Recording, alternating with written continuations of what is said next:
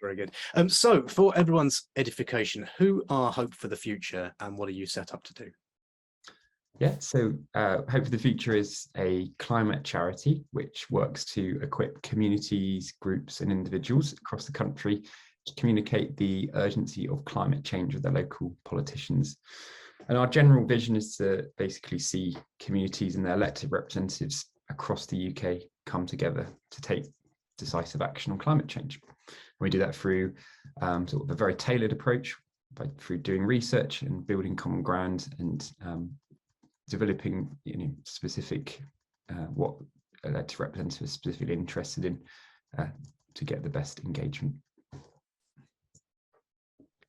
Fab stuff. So what was your challenge that you were thinking about struggling with, and why did you think climate outreach could help with that? Yeah, so the climate emergency cannot be tackled without including absolutely everyone in the conversation. And though we haven't really done that much testing on our audience base, we think that it's largely comprised of the progressive activists and civic pragmatists. And to develop our work and expand that, we wanted to target the 5 other remaining groups from the climate outreach segments to ensure that the climate change movement is engaging the UK's sort of very diverse population. And for us, the most beneficial of these groups is Laura Nationals, and they are reported as being, I think the 3rd most concerned about climate change and one of the most likely to feel that they are already experiencing the effects of climate change in the UK. And we, from previous project that we did, found that they, are likely to do things like sign a petition or sort of leave comments online about their elected representative. What we want to do is try and reach out to them and support them on what their environmental concerns are to strengthen our impact. And what questions did you have about that audience? Because it feels like it was a new type of audience for you to be reaching. What didn't you know, or what questions did you have? We didn't know exactly what sort of messaging was going to be best to get people to come along to events. So that's what we were doing. We were running a series of events that we'll talk about more in a minute. But yeah, we wanted to know exactly what was the best messaging to use to get this group to take an action, which in our case was to come along to event, but also just to engage with things on the internet, particularly through Facebook. Yeah, because I guess the idea being a large part of what you as an organization do is it all builds up to this kind of in-person event, in-person relationships. You do kind of political events, right? But in order for it to make any sense for you as an organization to engage with Law Nationals, you have to be exploring that question of how can you get them to in-person stuff, right? Yeah, and that's exactly what we wanted to do. So we're building upon a previous project we did at Hope for the Future, which is trying to engage Law Nationals to engage with online hand raisers, signing a petition, but really wanted to get people to actually come along in person in events, because we thought that was the best way to try and actually have these conversations with people. It's completely different online, where people can leave a comment anonymously perhaps, and not able to actually really get into the nitty-gritty of what people meant. So that's what was so important to us, was actually having face-to-face in-person conversations. Right. So, okay, great. Then climate outreach came along. And so we ran an innovation partnership call. We said who would like to come and partner with us. Specifically, we were interested in engaging Law Nationals, because we're interested too in learning more about how to do that. So what is it that we did with you, in your own words? Yes, so we basically got in touch. We saw that you offered in the Climate Outreach Lab a partnership that was able to help organisations to really hone in what they were doing, to target, in our case, Law Nationals, and develop that specific messaging. So what you did, basically, as we sort of mentioned previously, we wanted to engage. We were running 5 events across the country in the areas that were identified that were had a specific, either based on who the elected representative was, constituents, things like red wall seats. We honed down 5 areas, and we were going to run events to try and engage that community on climate issues. For example, in Kensington, North Kensington, where we did it on the energy crisis, and West Bromwich, where we're running it on housing and insulation, I think. Sorry, just to interject. Sorry, North Kensington was air pollution, and West Brom was energy crisis. Right, that is it. Yeah, the specific issues to those communities. So we're running those events, and we wanted to, whilst we were advertising everything to the general public, we also wanted to see if we could engage Laurel Nationals specifically. It's because we've done work before, so reached out to you, and basically you helped us to develop messaging for Facebook adverts that we're going to get people to click through to an Eventbrite sign up to, essentially get people to sign up to come to these events. So in short, develop a series of messaging that could be used on Facebook adverts to get people to click through and come and sign up to these events. Fab. Yeah, we mined, so what Climate Outreach did, we mined our research and internal expertise on different frames that may or may not, but we expected may better engage Laurel Nationals, at least to kind of see that the issue was connecting with them and was relevant to them. So for each of these events, we came up with a kind of A and B version to test that out in the wild, as it were. And there was a plan to do quite a lot of events, and for various reasons there was just 2 that we were able to do this test on. That's right, isn't it? Yes. Yeah, that's right. Fab. So tell us quickly then what happened, what the upshot was, and it'd be great to know what happened when we put it into practice. Yeah, I can take these ones because obviously I wasn't at the beginning of the project, so thanks Alex for doing all that bit. So what happened was that we successfully ran these tests for 2 of our events, the one in Kensington, which was about air pollution, and the one in West Brom, which was focused around the energy crisis. And we found that, so we did testing of messaging around economic benefits and versus nature and health for Kensington, where we found that economic benefits by far garnered much more engagement, so much higher impressions, much higher reach, and clicks. And in West Bromwich, we tested local councils messaging versus government messaging. And local councils came out again on top as being the highest engagement for those. What we found for both of those events, though, was a very low sort of conversion rate to sign-ups for the actual event. I think we've been comparing that to some other ads that we were running, and to the overall sign-ups that we had through all the other means of promotion that we were doing, which included partnership work. Essentially the sign-up rate was pretty low on those Eventbrites anyway. There was often, the attendance on the day was much larger than the Eventbrite sign-up. So there's also another question about groups being targeted who aren't necessarily going to click on the link and sign up, but will turn up on the day. But that aside, what happened there, I guess, is that what we're saying is that it wasn't necessarily the messaging that wasn't working. It was possibly the ask that we were putting forward that was a bit too strong for this audience, but also for other audiences, it's quite a big ask, getting people to come along to those specific events. So that essentially is what happened.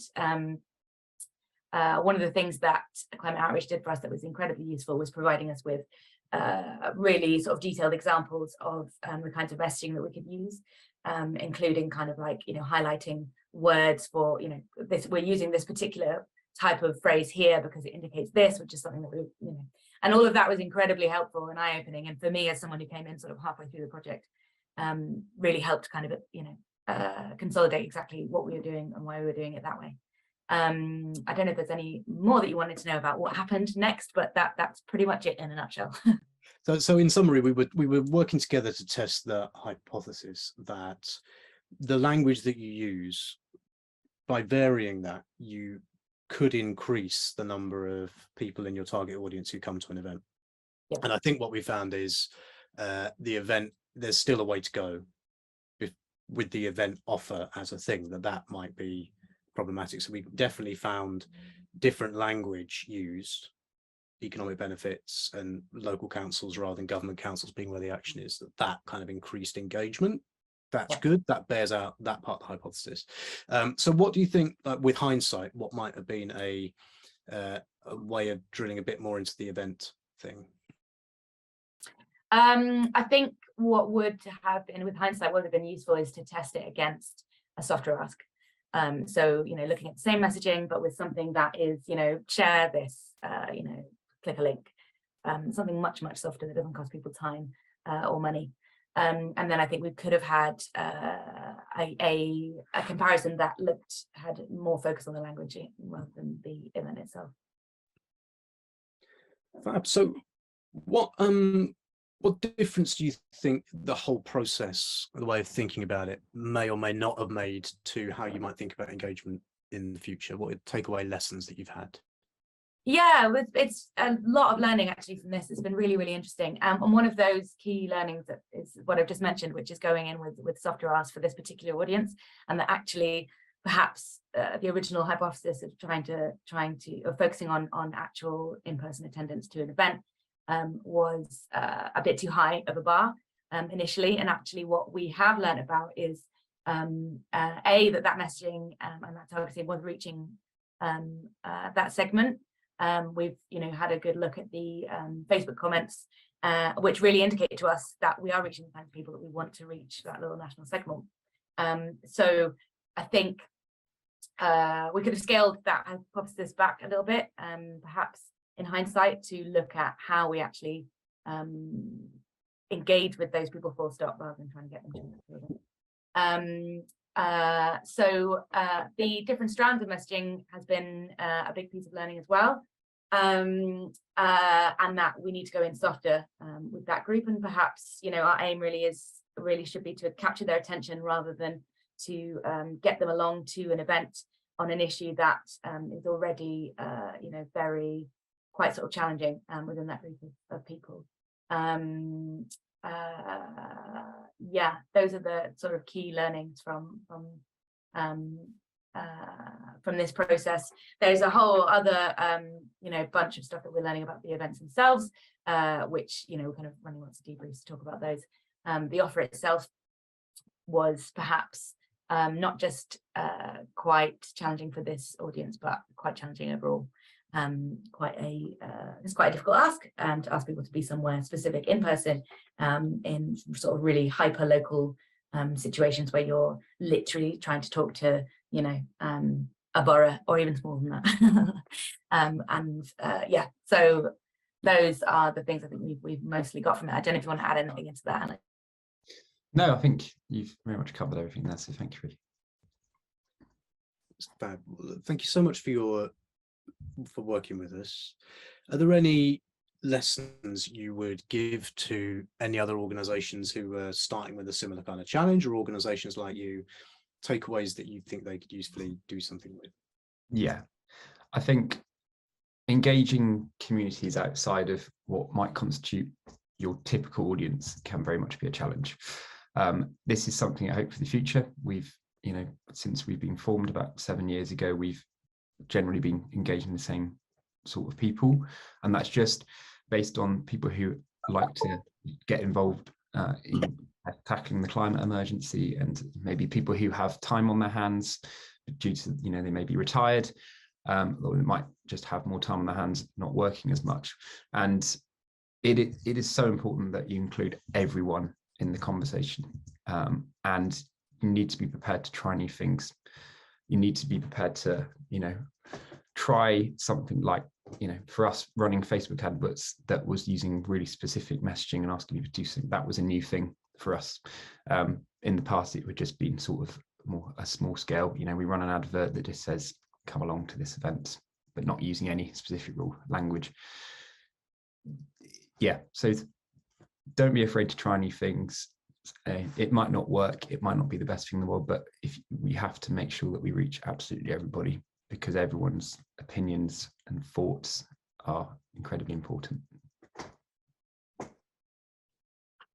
Yeah, I would agree with that. I would also say that have your social media policy updated and make sure that you are on top of how you want to deal with some of the more challenging sort of interactions that come along with these.